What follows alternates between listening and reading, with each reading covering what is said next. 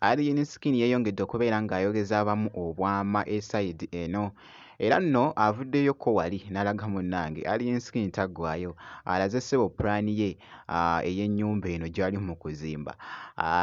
Ngenda kubeera nga mbikutuusako maaso awo kw'ossa ate ne Palaso naye munnange ekizimbe kyo muganda wange kibulako just katono nnyo ekizimbe omwana ayiye munnange ate ekizimbe esayidi eno mu kifo nga boogezako okulaba ngenda okubeera nga nkubulyakoko maaso awo kakasa nti nno vidiyo ogimpeera like kw'ossa ate n'okusubscribinga kasita obeera nga tonnaba. Kakati nno munnange kansooke nkutegeezeekoko wali akatambi ke ntandise nako akabadde kafuuse ensonga ku mukutu ogwa TikTok ke k'omwana mulenzi munnange ate Alien Skin. Alien Skin ono nno twalabakoko wali ebyali biwulikikwako nti mwana mulenzi ono nga bwe bamugobye munnange wali mu kifo kyalimu ekya Fangoni eri esayidi. Olugambo olungi nnyo munnange lwagenda mu maaso mu nnaku ntono nnyo yiiyo ennyumba munnange ali mu gitwaliriza yenna ntera munnange ate okubaako weetuuka esayidi eyo omwana mulenzi munnange ate Alien Skin bw'atyo ng'ali mu kizimbe kye wali.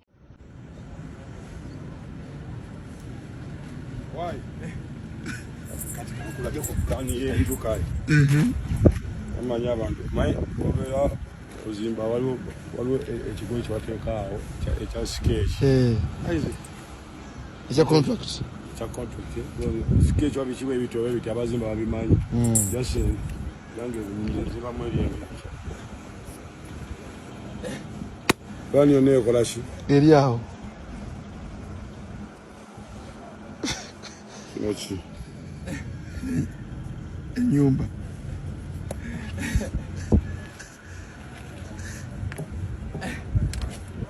no girabi na fulani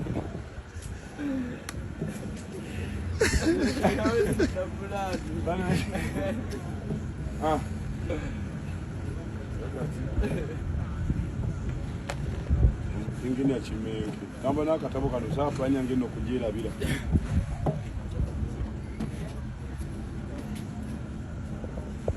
nano zakane zili doze nkana seche ziba nyingi ziba nnene manya ziba nnene mutandika nayintere igenda kudduuka sipiidi zirize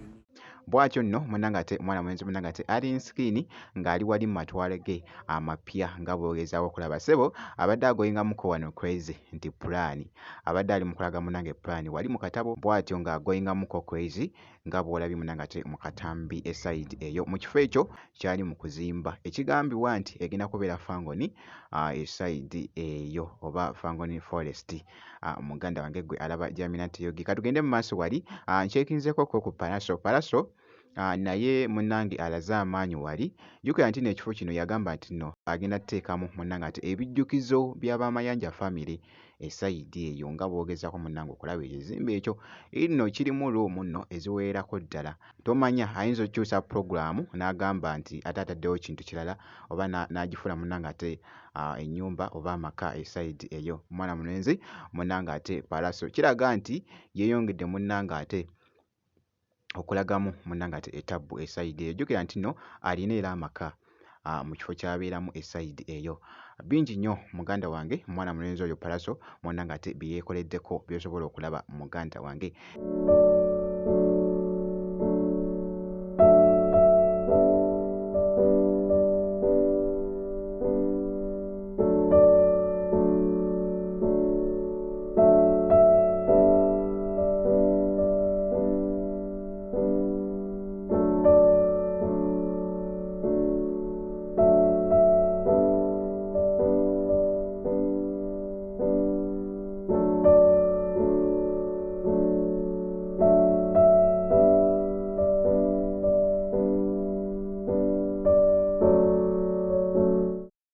Tosobola butamuwa munnange ate credit muganda wange omanyi kye bayita okubeera nga okubyewo munnange ate ekizimbe kyo muganda wange ng'oli mu kizimba omanyi ssente eziba zigenzaawo ziba ate mpitirivu muganda wange. So tosobola butabwa munnange ate ku Reddit eside eyo mwana mwenzi munnange ate Palaso. Era ku side y'emu kyekinzeko ku Gravity omutujju. Gravity omutujju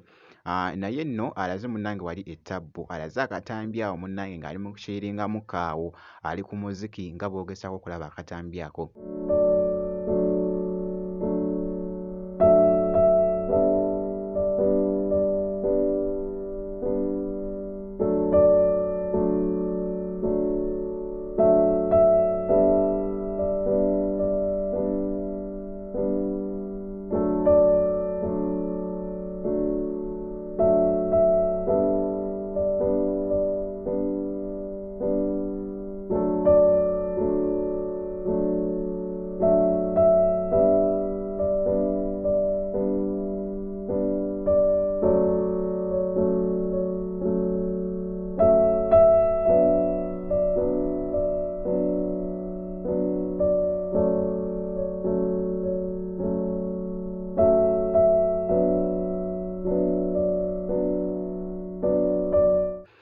Kw'ossa n'ebyo ebifaananyi ku maka ge amapya g'abaddeyo akamaliriza munnange ate gye buvuddeko